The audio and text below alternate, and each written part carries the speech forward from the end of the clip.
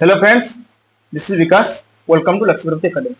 आज के क्लास में क्या डिस्कस करेंगे ना, कॉग्निटिव थ्योरी ऑफ इंटेलिजेंस का जो ऑलरेडी हम 3 थ्योरी डिस्कशन कर चुके हैं और बाकी जो 2 थ्योरी रेस्ट रह गया था उसको हम आज कंप्लीट कर देंगे। ठीक है, ऑलरेडी हम पूरा फैक्टर थ्योरी ऑफ इंटेलिजेंस का पूरा डिस्कशन खत्म कर चुके हैं, जो कि जिसमें 7 थ्योरी आता है और कॉग्निटिव थ्योरी का जो 5 थ्योरी होता है उसमें से 3 ऑलरेडी खत्म हो चुका है और 2 आज खत्म हो जाएगा, जिसके बाद तुम्हारा पूरा इंटेलिजेंस का 12 से 12 थ्योरी खत्म हो जाएगा, जो कि तुम्हारा किसी भी तुम एग्जाम ले सकते हो। यूजीसी नेट हो सकता है, सीटेट हो सकता है, ओटेट हो सकता है, ओस्टेट हो सकता है, किसी भी स्टेट का तुम एग्जाम ले सकते हो। जैसे कि क्या हमारा ईएमआईआरएस, जैसे कि एकलव्य मॉडल रेसिडेंशियल स्कूल के जो एग्जाम आ रहे हैं उसके लिए भी काम आ सकता है। कुछ भी एग्जाम, टीचिंग रिलेटेड एग्जाम हो क्यों ना हो, तुम्हारा हर एक एग्जाम के लिए ये पूरा रामबाण सदृश काम कर सकता है। ठीक है, सो देर न करके आज का थ्योरी, आज का क्लास शुरू करते हैं। सो कॉग्निटिव थ्योरी इंटेलिजेंस के अंदर जो स्टर्नबर्ग एंड इंफॉर्मेशन थ्योरी था उसका आज कंप्लीट डिस्कस करेंगे। इसके जो फाउंडर थे रॉबर्ट जे स्टर्नबर्ग, जिनका तुम पिक्चर देख सकते हो, वो कितना खूबसूरत दिख रहे है ना। मतलब वो इतना अच्छे इंसान थे ना, जितना हमारा इंटेलिजेंस के ऊपर काम होता है उसको 3 हिस्से में डिवाइड कर देते, कंपोनेंशियल, एक्सपीरियंशियल और अनदर वन इज कंटेक्चुअल। उसको दिखेंगे एक के बाद एक। तो फर्स्ट दिखेंगे, it is also called triarchic theory of intelligence, जो कि इंपोर्टेंट कंसेप्ट होता है। एग्जाम में इसमें पूछा जा सकता है कि ट्रायर्किक थ्योरी ऑफ इंटेलिजेंस का एक्सपोनेंट कौन थे? स्टर्नबर्ग थे, रॉबर्ट जे स्टर्नबर्ग। और एक होता है, ये भी एग्जाम में क्वेश्चन आता है कि इंफॉर्मेशन प्रोसेसिंग थ्योरी का एक्सपोनेंट कौन हो सकता है, क्योंकि बच्चों इसमें कंफ्यूज हो जाते हैं। ठीक है, सो इसलिए हम दोनों का नाम लिख दिए। ये होता है, इसको हम ट्रायर्किक थ्योरी ऑफ इंटेलिजेंस बोला जाता है और इंफॉर्मेशन प्रोसेसिंग थ्योरी भी बोला जाता है। सो उनका वो कुछ स्टेप्स दिए थे, जैसे कि first encoding, inferring, mapping, application, justification and response. एक एक स्टेप को दिखेंगे ये क्या क्या बोलता है। एनकोडिंग बोलता है क्या है ना, identifying relevant available information in mind. हमारे दिमाग में क्या रिलेवेंट इंफॉर्मेशन ऑलरेडी अवेलेबल है उसको क्या करना, एनकोड करना, आइडेंटिफाई करना। ये होता है एनकोडिंग स्टेप में करना। यानी एक बच्चे के अंदर, बच्चे के दिमाग के अंदर एक पर्टिकुलर टास्क को लेकर क्या ऑलरेडी बुद्धि है उसको हम आइडेंटिफाई करना है। और नेक्स्ट क्या करना है, ड्रॉइंग द नेसेसरी इंफॉर्मेशन। उनमें से हमको जो इंफॉर्मेशन चाहिए, जो हमारी जरूरत है, वो इंफॉर्मेशन हम क्या करना है, सिलेक्ट करना है। कितना अच्छा स्टेप है उसको अच्छे से याद रखो। नेक्स्ट क्या करना है, मैपिंग में क्या करेंगे ना, establishing relationship between previous situation and present one. हम क्या करना है, प्रीवियस सिचुएशन के साथ, पुराना सिचुएशन के साथ हम क्या करना है, एक रिलेशनशिप यानी एक सिचुएशन एस्टेब्लिश करना है एंड प्रेजेंट वन। जो नया सिचुएशन आएगा उसके साथ साथ यानी अभी का सिचुएशन और जो पुराना सिचुएशन साथ उसके भीतर एक रिलेशनशिप क्रिएट करेंगे। किससे ना, मैपिंग से। नेक्स्ट एप्लीकेशन में क्या करेंगे ना, अप्लाइंग द इनफर्ड रिलेशंस। जो रिलेशनशिप हमको मिला कब, प्रेजेंट सिचुएशन और प्रीवियस सिचुएशन लेकर वो रिलेशन को हम इधर अप्लाई करेंगे। नेक्स्ट जस्टिफिकेशन देंगे, यानी justifying the analyse solution problem.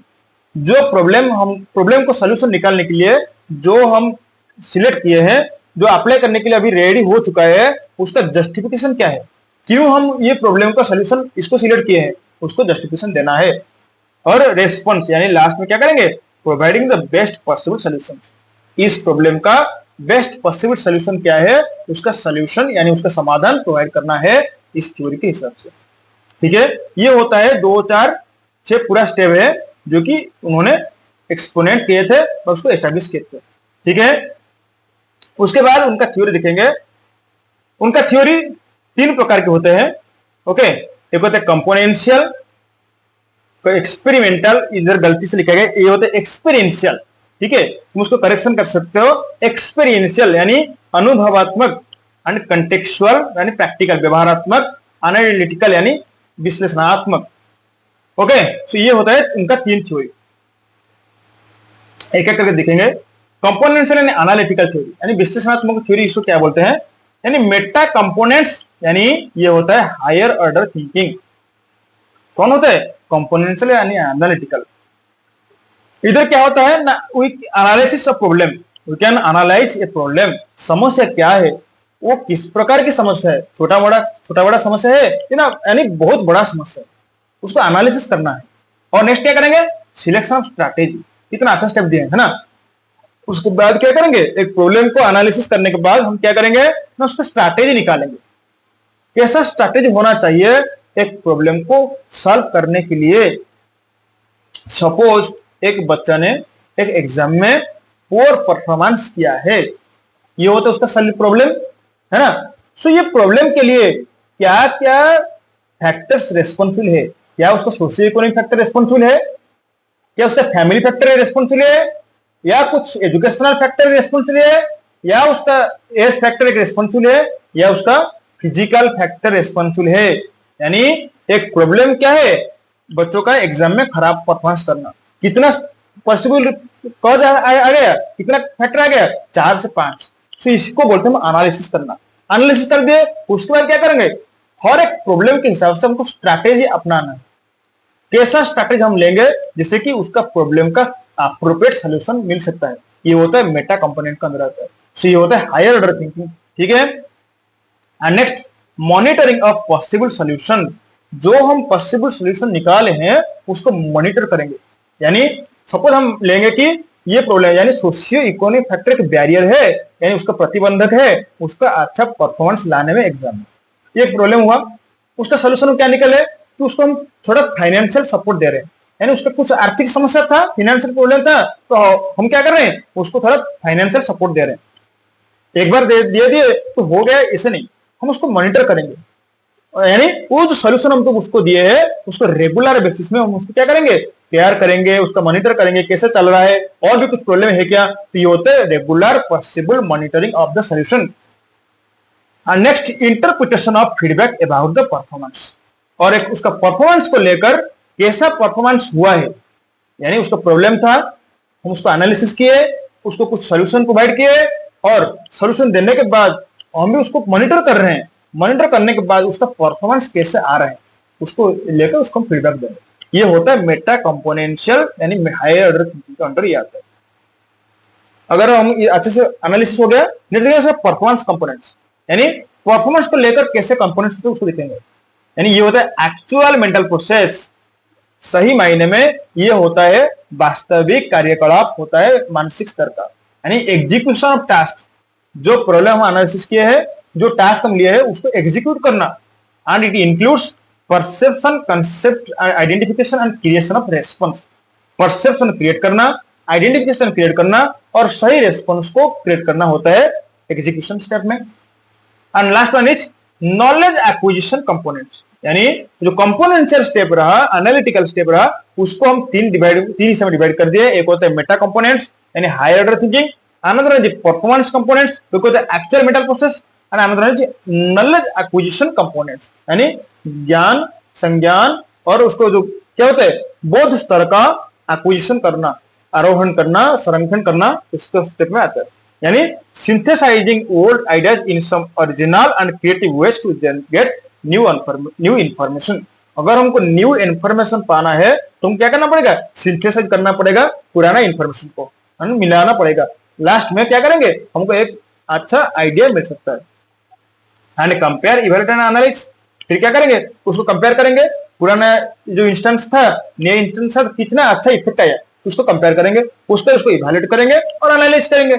Evaluate करने का क्या मिलेगा कि सही में हमारा काम सही चल रहा है या नहीं, उसके बाद हम उसको एनालिसिस करेंगे, अगर सही चल रहा है तो उसको हम मूव ऑन करेंगे, आगे बढ़ाएंगे, फॉरवर्ड करेंगे, ठीक है।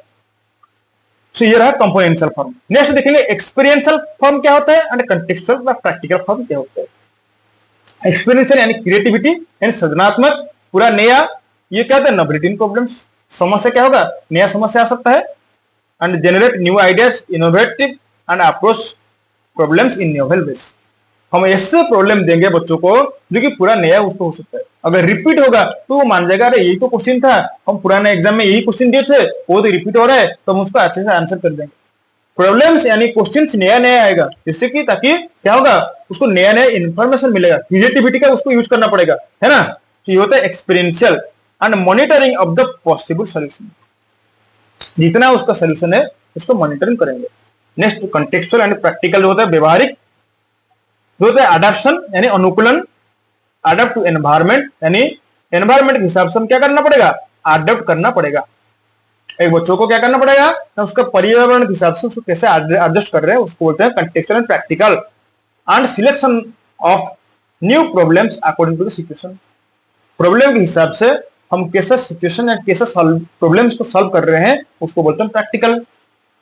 एंड इट इज शेपिंग यानी चेंज द एनवायरमेंट सिचुएशन, यानी पर्यावरण को, एनवायरमेंट को, लर्निंग सिचुएशन को हम चेंज करेंगे। And we can say that dealing with everyday task relating to the world, ये कौन सा कैसे प्रॉब्लम हो सकता है, जब हम दैनंदिन जीवन में हमारा जो जो सब समस्या हम फेस कर रहे हैं उसको सोल्यूशन निकालने के लिए हम कॉन्टेक्सुअल एंड प्रैक्टिकल इंटेलिजेंस होना चाहिए एक व्यक्ति के पास। समझ में आया या नहीं? सो इसको, ये जो कॉन्टेक्सुअल स्टेप को हम 4 स्टेप में डिवाइड कर सकते हैं, 3 स्टेप में। एक होता है एडॉप्शन, ओके, एक होता है selection and another is shaping. Adoption में क्या होगा ना, हमको क्या करना पड़ेगा, एनवायरमेंट से अडॉप्ट करना है, सिलेक्ट यानी प्रॉब्लम को सिलेक्ट करना है, एंड शेपिंग यानी चेंज करना है एनवायरमेंट को, जो प्रॉब्लम को सिलेक्ट किया सोल्यूशन को उसी हिसाब से हम एनवायरमेंट को चेंज करेंगे। समझ में आया? तो ये होता है स्टर्नबर्ग का इंफॉर्मेशन प्रोसेसिंग थ्योरी। अगर कुछ डाउट्स है तो हमको कमेंट से पूछ सकते हो, घबराइए। अगर तुमको ये वीडियो अच्छा लगा तो हमारा वीडियो को लाइक करना, शेयर करना और हमारे चैनल को सब्सक्राइब करना, और पास में जो बेल आइकन रहेगा उसको जरूर दबा देना ताकि तुम्हारे पास हमारा लेटेस्ट अपडेट पहुंच जाएगा। सो आज के लिए इतना, थैंक यू।